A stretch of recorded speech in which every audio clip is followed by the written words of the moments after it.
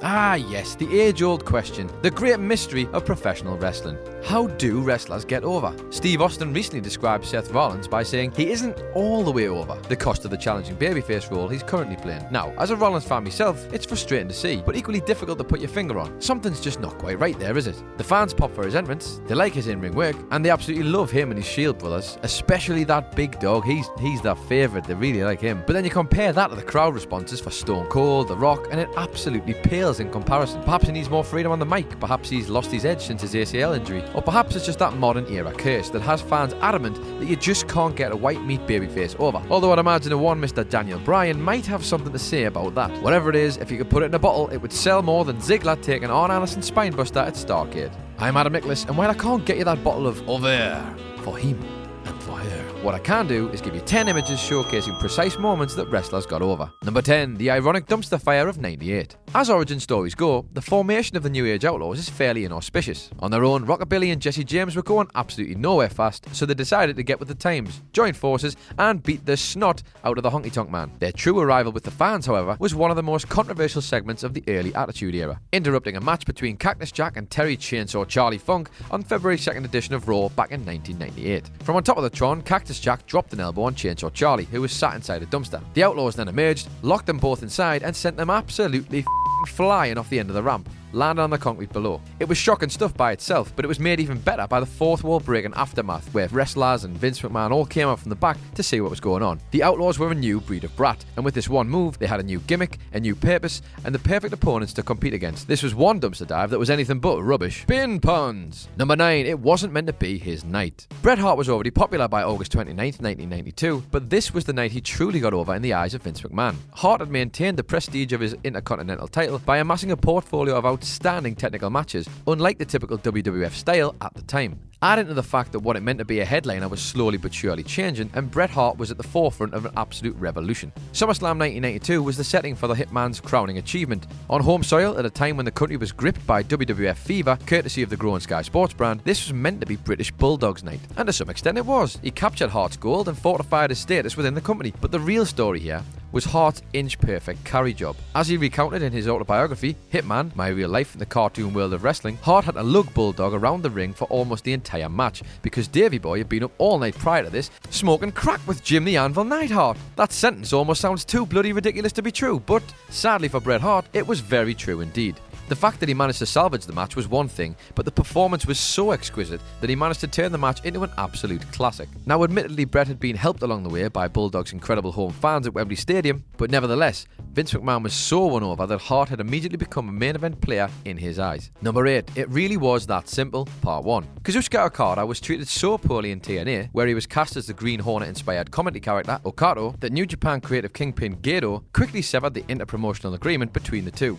Okada's sudden push upon his 2011 return to New Japan seemed almost a direct response to his TNA nightmare. Decked out with Eminem's hair and Joseph's Technicolor dressing gown, the return of Rainmaker was depicted as the next big thing. He squashed Yoshihashi at Wrestle Kingdom 6 in his first notable match since returning, and looking back you can see that everything hasn't quite fit into place just yet at this point. Nevertheless, 1 month later, Okada found himself taking a stab at Hiroshi Tanahashi's record-breaking 5th IWGP Heavyweight title reign at the New Beginning pay-per-view. Nobody expected him to end Tanahashi's reign, but ended he did, and then some. In fact, he did it in such a spectacular fashion that he evolved from fringe act to headliner over the course of 23 scintillating minutes. Gedo's faith had paid off, and with the end of one reign became the new beginning of the Rainmaker. Number 7, it really was that simple, part 2. Before the arrival of AJ Styles in WWE, almost everyone who joined the company from another promotion was refused to use their previous monikers. Name changes were the bare minimum.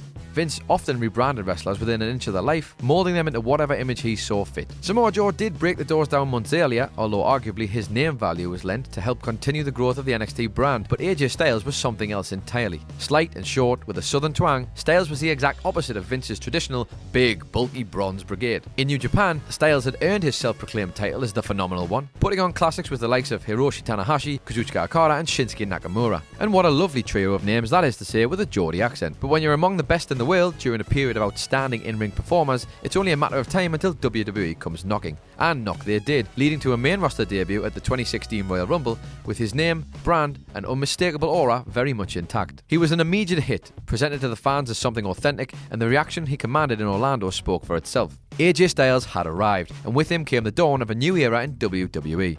Number 6. Thumbs up for thumbs down. At the tail end of 2004, the WWE universe had become enamored with Batista, and the cracks within Evolution were getting bigger by the second. Triple H sensed the impending rise of his protege, and so began his attempts to put the Animal back in his place. After trying and failing to stop Batista from entering the Royal Rumble, the Animal went on to win, booking his ticket to face either WWE Champion JBL or the World Heavyweight Champion, which just so happened to be Triple H. With this in mind, the cerebral assassin orchestrated a hit and run on Batista using JBL's limousine to try and steer the Animal towards challenging for the WWE Championship. Like all good babyfaces though, Batista saw through the game's web of lies and began to concoct a plan of his own. During the reveal of which title he was going to challenge for at WrestleMania, Batista delivered the now famous thumbs down to Evolution, turning himself face and setting up a clash with his mentor for the World Heavyweight Championship. Batista's slow build story arc had played out perfectly. Triple H had passed the torch, as much as Triple H can pass the torch, and with one simple universal gesture, an iconic image was created, reinforcing that old wrestling truth that often gets forgotten: less is definitely more. Number 5. Barbershop Epithet. In 1999, there was a glass ceiling above Shawn Michaels and performers of his ilk. This was the age of the tall, tan, muscle monster, and Michaels in comparison was slight and pale, with an acrobatic style and exceptional bumping that made him the perfect fodder for the headliners of that era.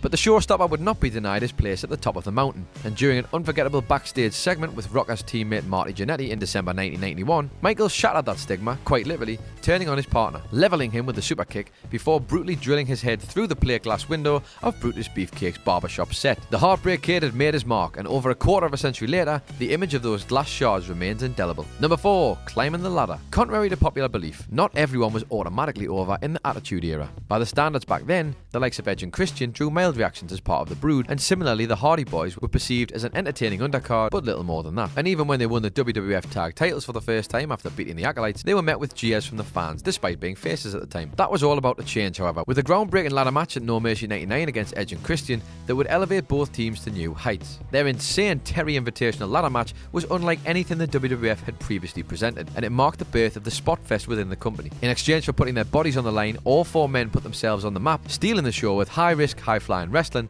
and creating a platform to launch all four of their respective careers. Number 3. Misawa! Misawa! Misawa!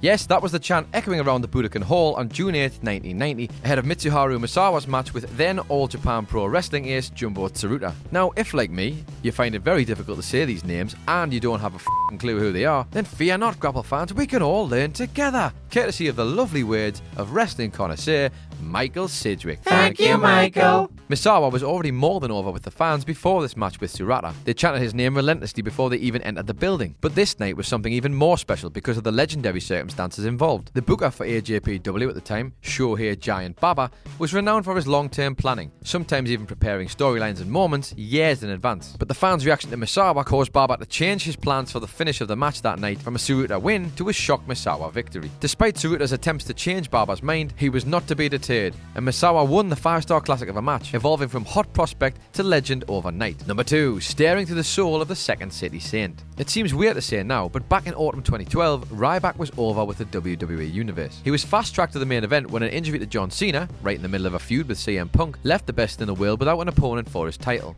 Nobody else had been built up to that level at that point, and the WWE brass felt that Ryback was the closest thing they had to a credible contender. The only problem was that despite how protected Ryback had been, he was essentially a plagiarist. A bald head, an undefeated streak, and a muted intensity, the fans saw straight through it, and it was WWE's attempt at Goldberg 2.0, even if they did try to disguise him by squeezing him into one of RVD's singlets. Nevertheless, the lack of stars elsewhere and the determination to give the fans something new, Ryback was given his moment at the end of the September 24 edition of Raw back in 2012. CM Punk had just leveled Mick Foley in the backstage area after bailing from a lead pipe wielding John Cena in the ring. As he walked away, Punk turned back to gloat at his handiwork, but suddenly froze in his place. The camera panned over to a grunting Ryback, and oh how the fans popped. They'd wanted some new blood in the main event scene for so long, and now they had it. It was a great moment, but it's hard to tell if they were happy with Ryback or what he symbolised. Actually no, it's not. It's definitely the latter. I mean, at the end of the day, there's only so far you can go with bloody food puns. And number 1, 18 seconds. As the opening bell of WrestleMania 28 sounded, Daniel Bryan put his hands up and halted the challenger to his World Heavyweight title. In typical heel fashion, he wanted to get a nice good look kiss from his ringside charge AJ Lee before the match actually got started. But sadly, a kiss for luck proved to be the kiss of death,